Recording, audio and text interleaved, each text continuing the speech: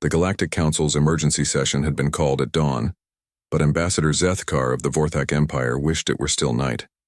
The holographic displays surrounding the circular chamber painted a grim picture that made his chitinous exoskeleton shiver involuntarily. "The humans have been silent for exactly 47 standard cycles," announced High Arbiter Velnash, her crystalline voice echoing through the vast chamber. "Not one transmission, not one trade vessel, nothing." Council member Graxton, representing the hegemony of United Worlds, shifted his massive bulk uncomfortably. Perhaps they finally understood the wisdom of our decision. 47 cycles ago, we unanimously voted to restrict human colonial expansion beyond their home system. They were spreading too quickly. Zethkar's mandibles clicked nervously. He remembered that vote well. The humans had been establishing colonies at an unprecedented rate, 12 new worlds in just 5 cycles. Their adaptability was unsettling. While other species required extensive terraforming or environmental suits, humans seemed to thrive anywhere. Ice worlds, desert planets, high-gravity death traps that would crush most beings. Humans called them home within a generation. Their expansion rate was concerning, admitted Velnash, but their sudden silence is worse. The chamber's central display activated, showing a star map of known space. Red dots marked human colonies established before the restriction. They formed a scattered network across 3 spiral arms of the galaxy. "We sent diplomatic vessels to check on compliance," Graxton continued. "Every single human colony has gone completely dark. No response to hails, no detectable energy signatures, no signs of civilization." "Extinct?" asked a delegate from the far end of the chamber. "Unknown," Velnash replied grimly. "Our survey teams refuse to land.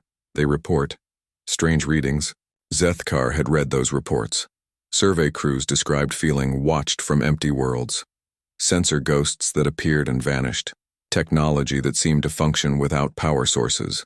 The few brave souls who had attempted orbital scans reported their equipment malfunctioning in impossible ways.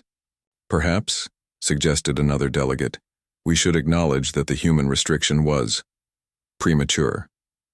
The suggestion sent ripples of unease through the assembly. The humans had been restricted not just for their rapid expansion, but for their unsettling characteristics. They were the only known species that seemed to actively enjoy exploring dangerous, uncharted regions. While other civilizations expanded cautiously, following established safe routes, humans launched themselves toward the most hostile environments they could find. "There's something else," Velnash announced, her tone dropping. 3 cycles ago, we detected unusual gravitational anomalies near the restricted human colonies. Yesterday, those anomalies began moving. The star map updated, showing trajectory lines emanating from former human settlements. The paths all led toward the galactic core and council space. "Moving toward us," Graxton whispered. Zethkar studied the display with growing dread. The human colonies hadn't been randomly placed. He could see it now, a pattern. Each settlement had been positioned at a strategic gravitational nexus, points where space-time could be manipulated. "They knew," he said aloud. "Somehow, they knew we would restrict them." The chamber fell silent, except for the hum of life support systems. The implications were staggering. Had humanity's seemingly chaotic expansion actually been planned? Had they been preparing for the Council's decision decades before it was made? "We need to consider," Velnash said carefully, "that humanity may have developed technologies we don't understand. Their colonies weren't just settlements. They might have been research facilities or staging areas." On the display, the gravitational anomalies continued their steady approach.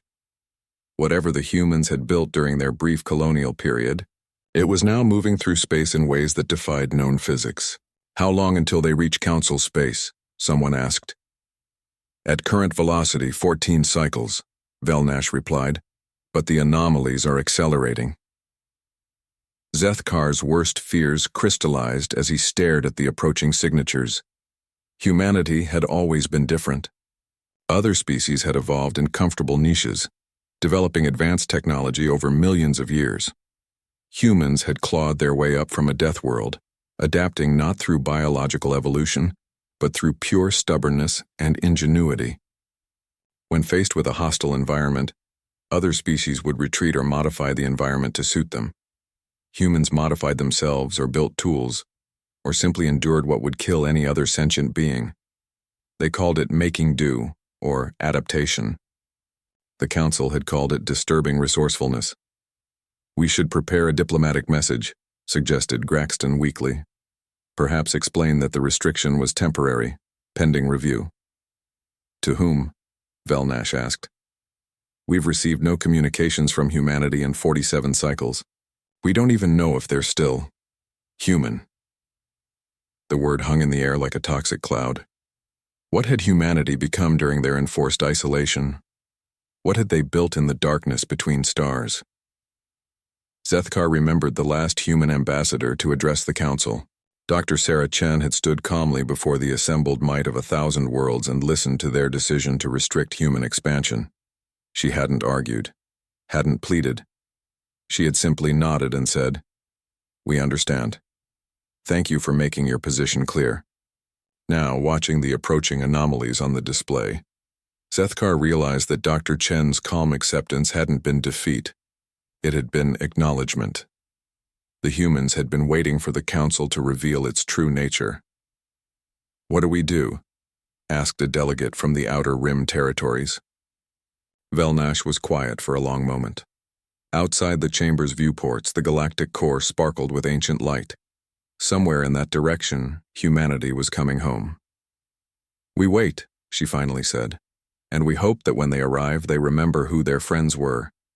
But as Zethkar looked around the chamber at the species who had voted unanimously to contain humanity, he realized a terrible truth.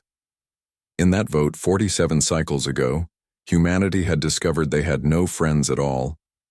The anomalies continued, their approach, carrying with them the consequences of the council's fear. And in the darkness between stars, something that had once been human was remembering how to be afraid.